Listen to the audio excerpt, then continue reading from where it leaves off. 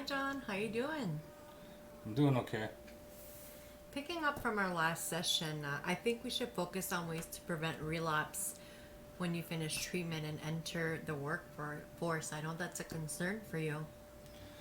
Yes, I'm a little bit nervous to leave treatment and being able to handle the stress of looking for a job. Just thinking about working full time makes me anxious. All right. Could you tell me what makes you anxious? I'm sober, but I don't feel great. I'm tired all the time and have occasional cravings, and I'm stressed. I'm not sure if I'll be able to cope with the added stress of work. There's so many things to worry about. Well, it is important that we address your concerns today. Can you tell me what makes you stressed? I'm worried about not being able to get a job in my community. I have a bad reputation and my family isn't well placed sometimes. It's about who you know, and I don't know the right people.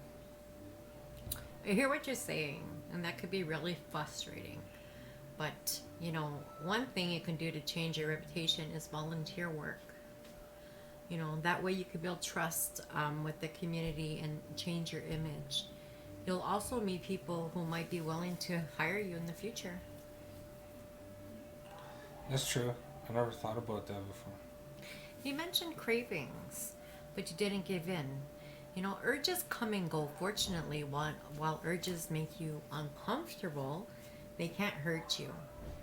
You can sometimes use urges to your benefit. For instance, if you're anxious or if you have the urge to drink when you're feeling anxious, the urge could be a signal for you to find better ways to manage your feelings of anxiety and how to deal with stress. Would you like me to revisit the tools I have given you to reduce stress and anxiety?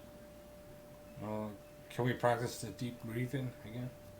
Yes, absolutely. Do you want to stand up? What we're going to do is I want you to stand up and I want you to put your hand on your stomach and take a deep breath in for 4 counts. Hold it for 4 counts and breathe out for 4 counts. This helps by evening out your breath. It will help slow your heart rate, which will help calm you down. Would you like to try it? Okay. Okay. So, the only reason why I say put your hand on your belly, I just feel that it helps you understand that, you could feel it coming out. Yeah.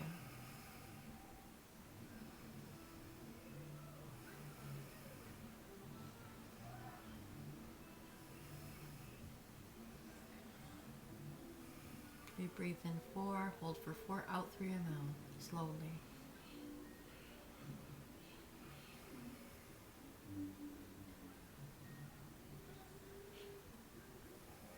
It's really good. Yeah. I know we talked about breathing before, but every time I feel panic come on, I completely forget what I'm supposed to be doing. That's why you got to get into the habit, in good habits before the panic hits. There are many things that you could do to lower your stress and prevent relapse. We had talked about going for walks, maybe doing 15 minutes of yoga. We also talked about the progressive muscular relaxation where you breathe in and tense your muscles for like 4 to 10 seconds, okay? And then breathe out and completely relax. What you're doing is you're targeting tense areas. And with these sessions, the more you do them, you will have an overall relaxation over time. I don't feel like any of these things will work. I know you're probably right, but when I start thinking about everything that's wrong, I can't help but feel like I'm doomed.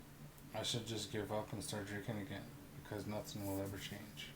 We talked about questioning your thought patterns.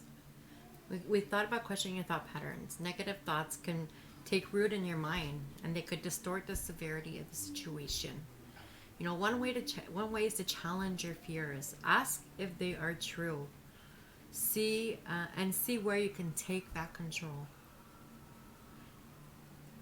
That's true. If I question those thoughts, I can see that doomed is a little dramatic. and that things do change. For example, I'm here, Rena. In the event that something triggers you, okay, we need to have a plan in place. So you do not relapse, sorry. Are you aware of your triggers, John? I thought about it, and conflict with my family can be triggering. Like them not believing in me, the changes in me.